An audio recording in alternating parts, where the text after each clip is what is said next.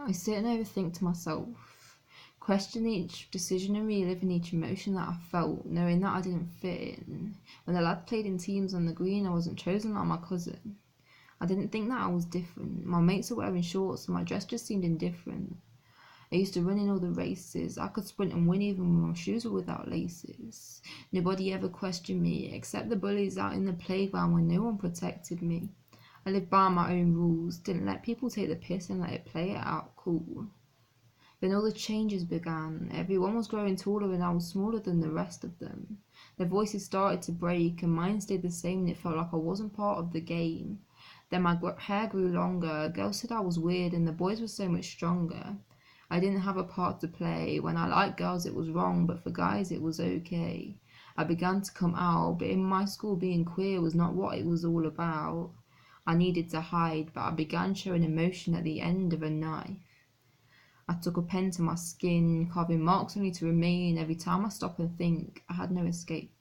My depression grew deeper and the deeper I fell into space, only to hit the ground. And when my mum found out, I was afraid that I'd let her down. I stopped going to school and it wasn't even because I thought it would be cool, I just couldn't cope. Every day my anxiety became harder than it had ever felt. I was sure it was the end. I just needed to pick up the pieces before I left you to mend.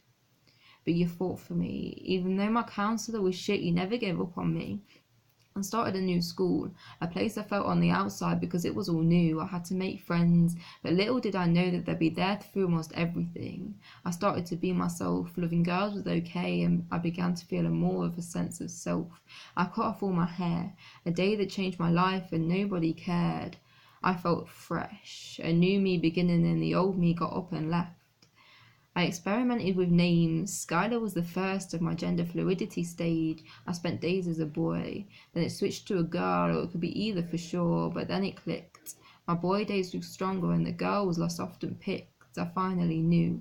After years of exploring myself, a sense of boy in me grew. I knew it was right. But little did I know that was only the beginning of the fight. I had years to come. Of dysphoria and waiting for the day to finally come. I asked my friends, could they change my pronouns to he and not pretend that it would be okay? They knew the struggle that I had to face every single day just to be myself. When the world was oblivious to the gender, I knew myself. I had to change my name. I debated with my friends, but Alex felt okay. That is me. But the step to tell my mum just felt extremely scary. And if it wasn't enough, my mental health was flawed and my grades were not good enough. But the day came.